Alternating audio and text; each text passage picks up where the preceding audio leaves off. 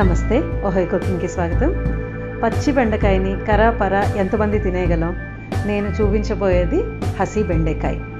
నేను చూపించినట్టు చేసుకుంటే కనుక ఎన్ని బెండకాయలైనా సరే ఆరాంగా తినేసేయచ్చు. ఈరోజు దీనికోసం నేను ఒక 8 పచ్చి బెండకాయలు బెండకాయలు తీసుకున్నాను. చాలా చిన్నవిగా ఉన్నాయి, చాలా లేతవి. గింజలు సాధ్యమైనంత తక్కువగా తయారైన ఉంటాయి కదా, మెత్తగా సన్నగా చిన్నగా ఉండేవి, అలాంటివి సెలెక్ట్ చేసుకోండి.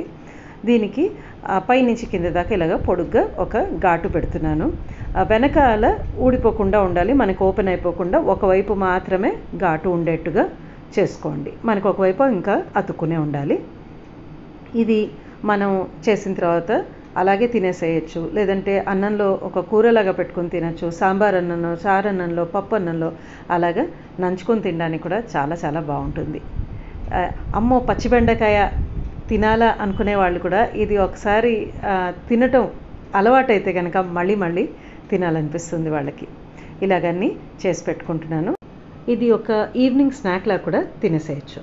తర్వాత ఒక మిక్సర్ జార్లో 3 పచ్చిమిరపకాయలు వేసుకున్నాను, 2-3 వెల్లుల్లి రెబ్బలు, ఒక గుప్పెడు ఫ్రెష్గా ఉండే కొత్తిమీర, 2 టేబుల్ స్పూన్ల పచ్చి కొబ్బరి తురుము, 1/2 టీ స్పూను జీలకర్ర, తగినంత ఉప్పు. నేను తీసుకున్న దానికి 1/2 స్పూన్ కంటే కొద్దిగా ఎక్కువ పడింది. మీ రుచికి అనుగుణంగా కొద్దిగా నిమ్మరసం, మరీ పులుపుగా ఉండదు ఇది, కొద్దిగా నిమ్మరసం పిండుకోండి. ఇదంతా బరకగా ఒకసారి గ్రైండ్ చేసుకున్నాను. మరీ పేస్ట్ చేసేయకూడదు, మనకి కొంచెం కసకసలాడుతూ ఉండాలి, అలా ఉంటే బాగుంటుంది.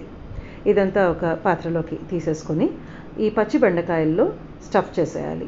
ఎంత ఎక్కువగా కుదిరితే అంత స్టఫ్ చేయండి, అప్పుడే రుచి చాలా చాలా బాగుంటుంది. తక్కువగా కావాలి అనుకుంటే చేసుకోవచ్చు, కానీ ఎక్కువగా చేసుకుంటే రుచి చాలా బాగుంటుంది. ఇలాగంతా చేసేసుకోవటమే, ఎక్కువ టైం ఏం తీసుకోదు. ఇలాగా అన్నీ చేసి పెట్టేసుకున్నాను.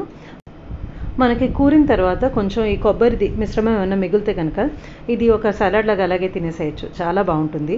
లేదంటే అన్నానికి ఒక చట్నీలాగా కలుపుకొని తినచ్చు. చాలా చాలా బాగుంటుంది ఇది. ఒకసారి తప్పకుండా ట్రై చేయండి, చాలా తొందరగా అయిపోతుంది. మీ అభిప్రాయాన్ని తెలపండి. ధన్యవాదాలు.